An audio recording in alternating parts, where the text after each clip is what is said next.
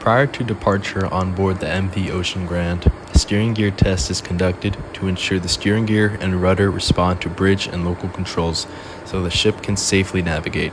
The designated engineer for testing will spin the lever on the sound-powered phone to contact the bridge so they can begin their test. There are 2 sound-powered phones in the steering gear room, and either can be used. For local control testing of the steering gear, the engineer will switch the number 1 steering gear pump start from bridge to local control. After acknowledging the hydraulic pump failure alarm, they will then switch the number 1 steering gear unit steering control from bridge to local control. The rudder control feeder failure alarm will be acknowledged and the number 1 steering gear pump started. From the local cabinet, move the steering gear to port and starboard to test the required capabilities of the unit. Once you have completed the test for the pump, stop number 1 steering gear pump and start number 2 steering gear pump to test the same capabilities.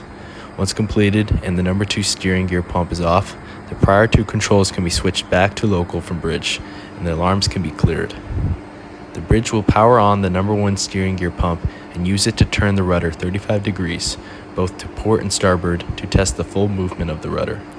This turn will be practiced from the bridge console, but can also be done from the port wing, starboard wing, or from the non-follow-up unit.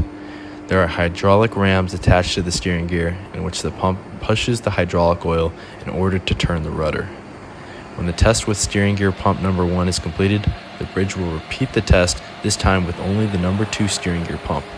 For a third test, the bridge will power on both number 1 and number 2 steering gear pumps to note a faster movement of the rudder and test for actual navigating capabilities. During the bridge's test of the steering gear, an engineer will confirm that the rudder angle indicator is aligned with the actual position of the rudder. It is the job of the engineer to note any abnormal noises or vibrations resonating off of the steering gear unit. The blocks for moving the rudder axially should be adequately greased on both sides. When the steering gear test has been completed, the bridge will call the engineer on the sound-powered phone to confirm a matching gyro compass repeater heading between the steering gear room and the bridge. At the completion of the test, the bridge will call the ECR to confirm the right time to record the test in the ship's logbook. For the steering gear test, 33 CFR 164.25 specifies the procedures a merchant ship must accomplish before entering or getting underway from a port. Within 12 hours of the departure or arrival time, the primary and secondary steering gear must receive a visual inspection with its connecting linkage.